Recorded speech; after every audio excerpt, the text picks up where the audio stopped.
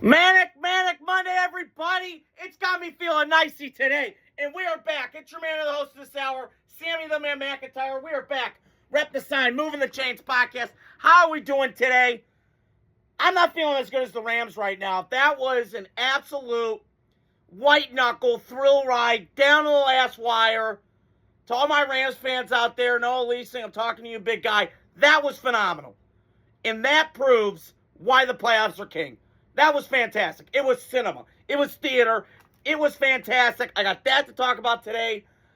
I know I talked about Stefanski, but I still kind of iffy on that. I'll touch on that. McDermott got fired today.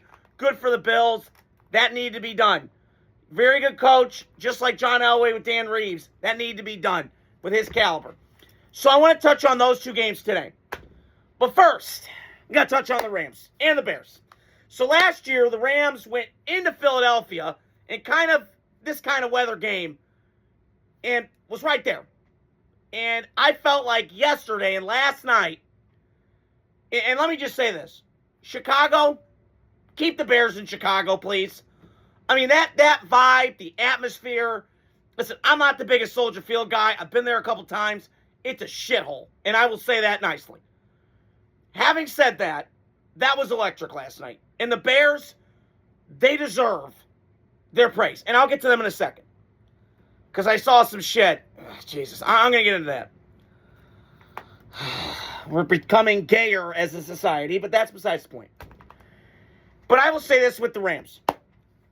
Last year, they went to Philadelphia, and they almost came close to beating the Philadelphia Eagles in their home turf.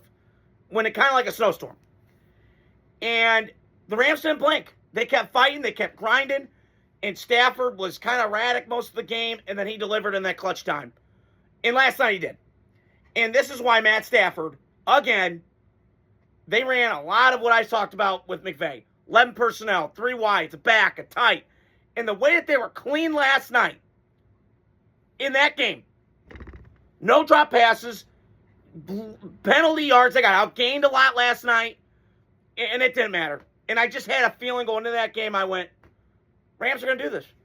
Now, a little bit, I was getting a little annoyed and frustrated with the Bears. It's just like God just landed on the moon and just grants them all this luck. I'm sorry, that's how I see it. And last night, that is why you pay the big bucks to guys with big arms in that weather, in that cold, in that environment, in that spot. Because, and this is not a shot at Tua and these guys with weak arms. It's not a shot at them for that. Arm strength is not everything. 75% of quarterbacks up here. That's why I'm critical of guys like the Caleb Williams, and all these other guys with all the extra bullshit that I got to deal with. NFL GMs don't give a shit about that. They care about the bottom line, and that is, do you win football games? Are you a good guy? All the other crap we don't care about. Go watch the movie Draft Day. You'll explain. You'll know what I'm talking about. And Stafford last night, both those guys, shows why arm strength's important in that environment, in that cold. Because Stafford has lived it. He played, and again, get it, played in Detroit, Dome, got it, been to Ford Field, that place is rocking. But besides that, he's got a huge arm. And that is why you need a big arm quarterback when you're playing in that environment. That's why I've been critical for years. Like the Dolphins. You had a chance with Herbert or Tua. I don't know. I know we play in Miami where it's going to be hotter than Satan's ass and they're going to have swamp ass. But when I get down to the nitty-gritty, I got to go play in Kansas City, cold, Baltimore, frigid, Cincinnati, raining, could be weird weather, Cleveland, could be a snowstorm.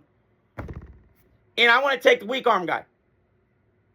Unless you're like winning and kicking ass and being like the Colts with Manning early on, that doesn't matter. I want a guy with a big arm. I'm a traits guy, and that's how I always view this. Okay? I'm a traits guy. Now, Stafford can be erratic, and again, he's kind of like Farvian. Very up and down. He can get on a heater. He can go in the freezer. You don't know. But all I know is last night, there's only a few guys on this planet that make that throw. That's Brett Favre, and maybe that's Rodgers in his prime, and maybe Matt Stafford. That was phenomenal. And the why I'm so impressed with the Rams, I had something stuck in my teeth here, is that last year they went into Philly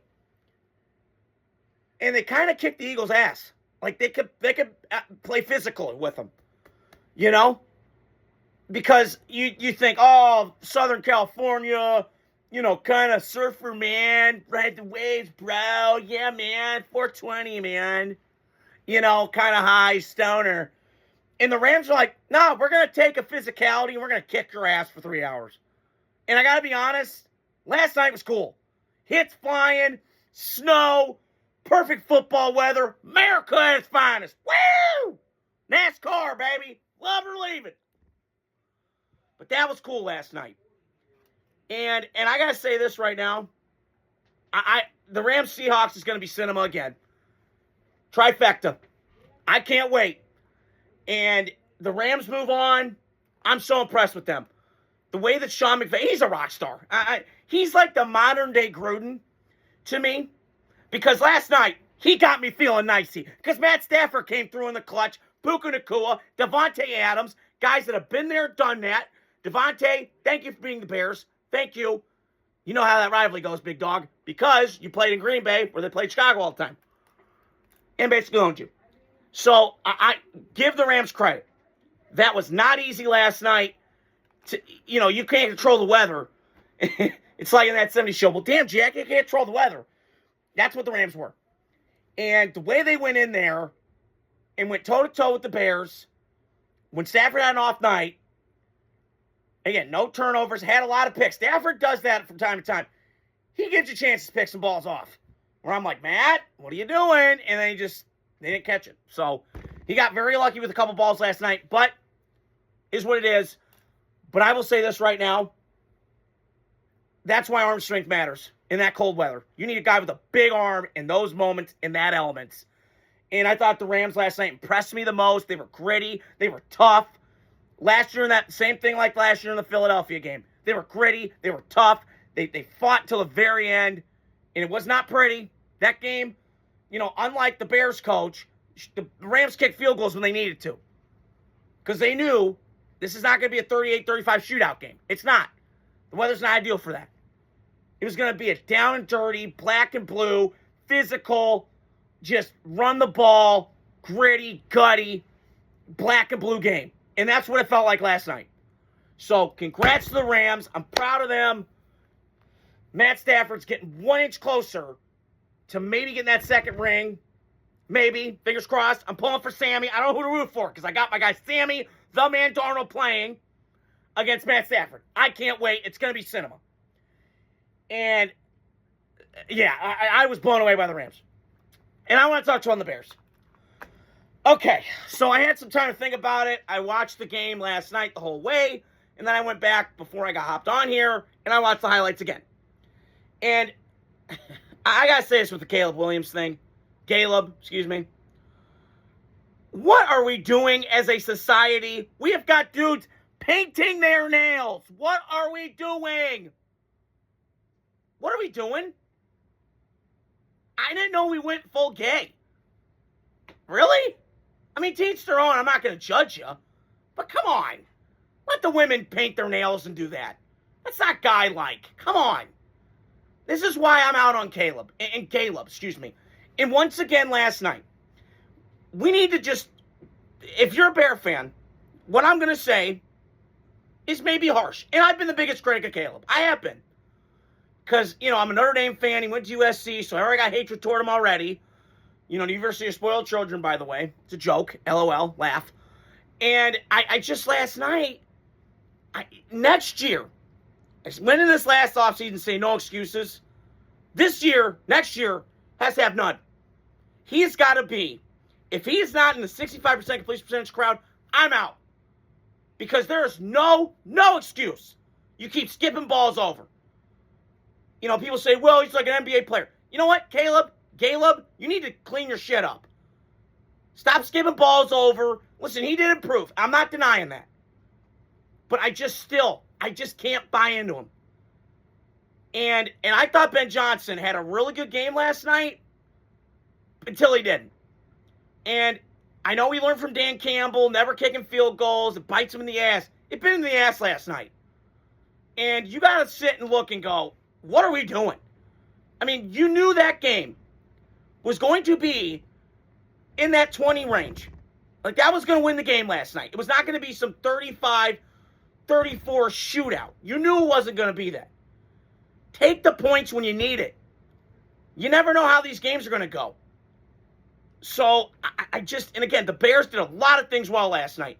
They had time of possession. They did. Ben Johnson's offense was great. They were running the ball.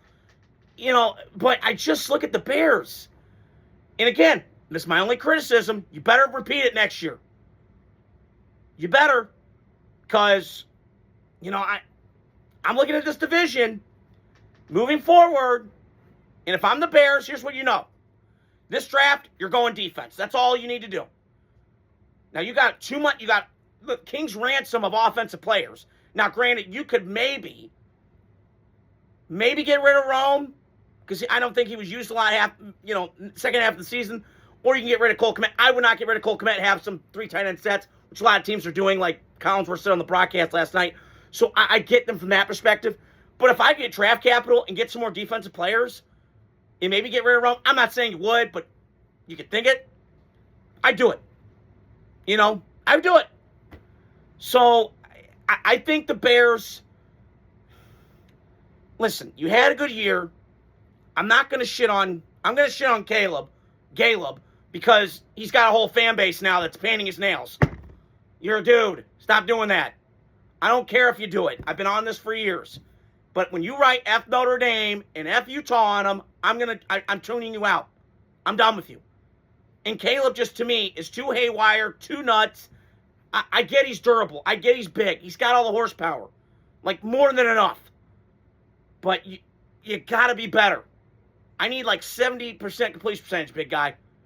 You got to be that more. And I think this marriage is going to be weird going forward. Ben Johnson wants rhythmic, ball out, pass game. That's what he wants. And I just feel like sometimes with Caleb, he just does shit that's going to drive you nuts. So, Bears had a great year, and I'm happy for the city of Chicago. The Bears, when they're good, it makes the Packers-Bears rivalry better, makes the NFL better. It's Chicago, big city. A lot to look forward to in Chicago. I still got my question marks with his ownership. I still got my question marks with his quarterback. The coach I have no questions about. The guy's a rock star, and he's a legend. And you in Chicago, Michael Jordan did it. Mike Ditka did it. They've always had kind of a villainish-like mentality. So that is where I think the Bears, to me, have an advantage. So, moving forward, Chicago, they're going to be okay. Just draft moving forward. Go get defensive help. And then on that, then you can bring this group back next year. So, that is what I think is going to happen with the Chicago Bears. And the second game I wanted to touch on was the earlier game that I didn't hit off on the top. But I will say this. The Texans-Patriots game was kind of a bore. It was a slugfest yesterday. Wasn't great. Wasn't pretty. Kind of ugly. Kind of ew. I mean, I'm looking at these Patriots. The Patriots defense reminds me of like those Brady teams. I mean, they suffocated the Chargers and the Texans back-to-back weeks. I'm looking at these numbers here. They gave up one TD. Only one TD allowed. 9 sacks. 66 pressures, and 6 takeaways. And that is what I think is happening moving forward. So, okay. All right. Sorry, I was getting flustered here. I will say this. So that's New England's defense. And Drake May is a star in the making. We know that. Him and Josh McDaniels doing great. And here's the scarier part for New England. This is the first year of rebuild. So they are kicking ass. They're taking names. I'm loving what they're doing. I'm not going to judge Will Campbell. Listen, he struggled, okay? He's playing against, I don't know, Will Anderson, who's like Myles Garrett on crack. I mean, the guy's flawless. And Houston's a good football team. I'll talk to them in a second. But New England's had a schedule. They're drafting really well. They're getting good players. They're really well. They're well coached. They're well schemed. New England's on a tear right now, and they're only getting better. The sky's, it's rocket ship time. So, and they're the king of this division until Buffalo finds a new coach, which they fired Sean McDermott today. You have some other things going on. But I do think New England's going to be in a prime spot. I really do believe that. So, that is what I believe.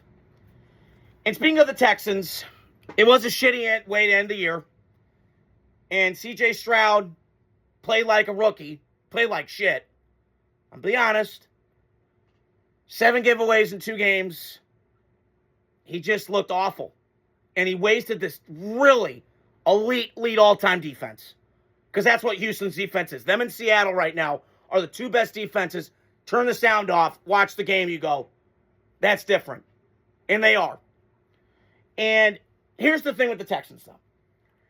Even though they lost, and again, I get C.J. Stroud in that, and his 5th-year option's up. I'm not giving him an extension yet. Wait another year, because I've seen what happens. The Cardinals did this with Kyler Murray, and Cardinals did it with Kyler Murray, and it backfired. Dolphins did it with Tua, backfired. You don't need to rush into this. C.J. Stroud's a good quarterback. He's really good. And they got a lot of capital. I'm looking at this right now. They got 8 picks, including their own first rounder and multiple selections in the 2nd and 4th rounds, thanks to trades made in previous years, mainly from Washington, the Giants. So this is what the picks are for Houston. Round 1, they got Houston's own pick. 2, Houston's own pick plus Washington's pick. Round 3, New York Giants picks. 4th, Houston's own picks plus Washington's picks from the Tunsil trade. Philadelphia's picks, and then San Francisco's pick. So they have got a lot of ammunition, and I got to say this. If I'm Houston, now, you got 4 picks in the top 70 projected, including 2 in the 2nd and 2 in the 4th. Nick Caserio, if I'm him, draft offensive line. That's what I'm doing. I'm drafting guards. I'm drafting, you could go get skill players, but I think Houston's got enough of that. You got to continue beefing this offensive line, get more run game out of the guys, get younger, cheap at running back, and sky's the limit. Because, listen, I'm not saying that the Texans are a bad team. They're not. They're really well coached. I like D'Amico Ryans. He's a rocket ship. I think he's a badass, tough guy. Like Mike Vrabel. I know what his teams are going to be on a consistent basis. But I'm telling you right now, Houston's golden. This division, it's them and Jacksonville moving forward. The Colts, you know what they're doing. Tennessee's kind of in shambles. So, despite the loss with Houston, I do think Houston's in a really prime position to be a contender in the moving forward. And C.J. Stroud, this is the only knock I have on him. He's a touch thrower. And when you get him out in those elements, he kind of shrinks a little bit. So, that's all I'm saying. I do think the Houston Texans are going to be a good team moving forward down the road. But congrats to the New England Patriots. They're moving on to Denver, where I believe they will have an advantage over Denver. Even though Bo Nix is out, I just think it's too much to overcome for the Denver Broncos. So that is all I got for you guys today. Manic Monday. Hope you guys are doing well. National Championship game tonight. Love you guys. Adios. Godspeed.